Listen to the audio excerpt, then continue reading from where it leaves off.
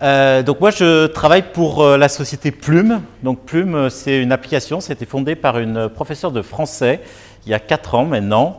Et on s'attache tous les jours à accompagner le mieux possible les enfants dans l'apprentissage de l'expression écrite. Donc je suis le CTO. Vous pouvez me trouver sur Twitter et GitHub, Adrien Poli. Je suis aussi assez actif dans la communauté Stimulus, où j'ai pas mal participé et contribué. Ok, alors pourquoi est-ce que on a recruté un ou une dev junior chez Plume? Donc déjà dans le contexte, on est une petite structure, beaucoup plus petite que Matera, environ une quinzaine de personnes. L'équipe développement, c'est 3 développeurs. Et on en est arrivé à ce que j'estime être un ratio de notre côté où 3 développeurs confirmés, on avait de quoi accueillir une junior ou un junior et l'accompagner correctement pendant cette phase de montée d'apprentissage. D'autant plus que ça correspondait aussi avec un travail qui avait été fait en amont à standardiser un certain nombre de patterns sur l'application et tout ça. Donc on arrivait à un stade où ça commençait à être intéressant.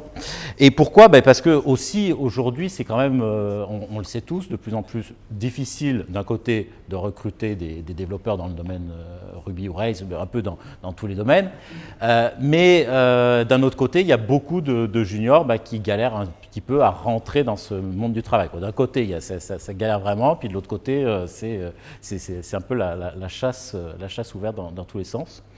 Voilà.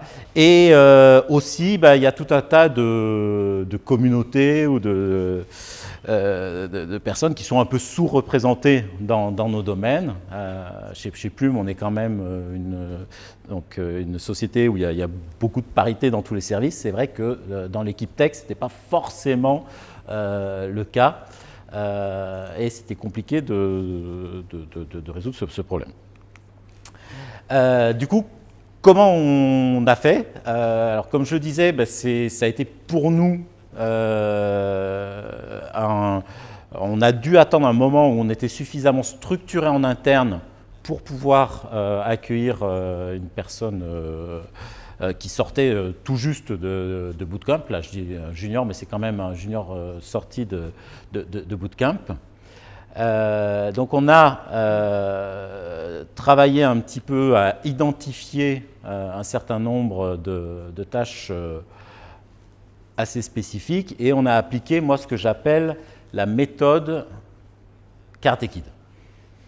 Voilà.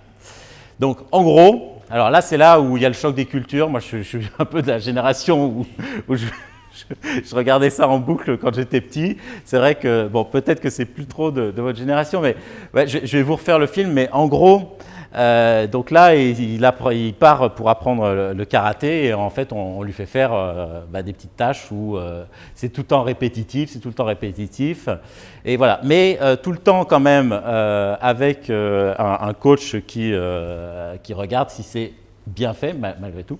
Et donc, c'est ce qu'on s'est attaché à faire, c'est trouver un certain nombre de petites tâches relativement répétitives, mais qui tout le temps touchaient à différents endroits de l'application, donc qui ont permis de faire découvrir et de finalement, même si c'était répétitif, c'était jamais exactement la même chose, et tout le temps perfectionner cet art petit à petit, et pour au final arriver à parfois, c'est un peu comme dans Karate Kid, où il fait comme ça, puis un jour on lui fait un coup, et paf, il fait la parade naturellement, et les beaux gestes viennent naturellement. Et c'est un peu la méthode qu'on a mis en place, donc d'identifier un certain nombre de patterns avec en fait c'était du show and repeat, quoi. En gros, c'est on tournait et au sein de l'équipe, donc on est 3 et on s'assignait chaque jour un peu de temps qu'on allait passer avec cette personne. On montrait les choses et derrière l'idée c'était de pouvoir répéter à différents endroits de l'app. D'un point de vue résultat, donc aujourd'hui ça fait 3 mois qu'on a lancé ce recrutement. Donc si je suis là, c'est que je viens pour en parler avec plaisir et que je suis très content qu'on ait recruté cette personne. Et voilà, donc on continue. Après, bien sûr qu'il y a encore plein de choses à apprendre. Mais je trouve que c'est une expérience qui est vraiment très enrichissante. Ça nous permet aussi, ça m'a permis, moi, de m'apercevoir aussi que parfois, on fait des choses assez sioux, assez machin, tout ça qui nous paraissent super cool sur le coup, mais qui rajoutent une barrière d'entrée dans le code pour finalement pas grand-chose de valeur derrière. Donc ça m'a fait prendre conscience aussi d'un certain nombre de choses sur notre code base et ça a été assez bénéfique à ce niveau-là. Et en termes de delivery, voilà, à partir du moment où on a su identifier un certain nombre de tâches et les guider, ça a été productif de notre côté. Voilà, et donc comme je le disais, je serais ravi de pouvoir partager avec vous vos expériences de votre côté. Ça, c'est encore une fois, c'est une expérience dans notre contexte, petite équipe, mais je suis sûr qu'il y a des contextes complètement différents, mais je pense que c'est quelque chose d'important pour notre communauté au niveau de Rails.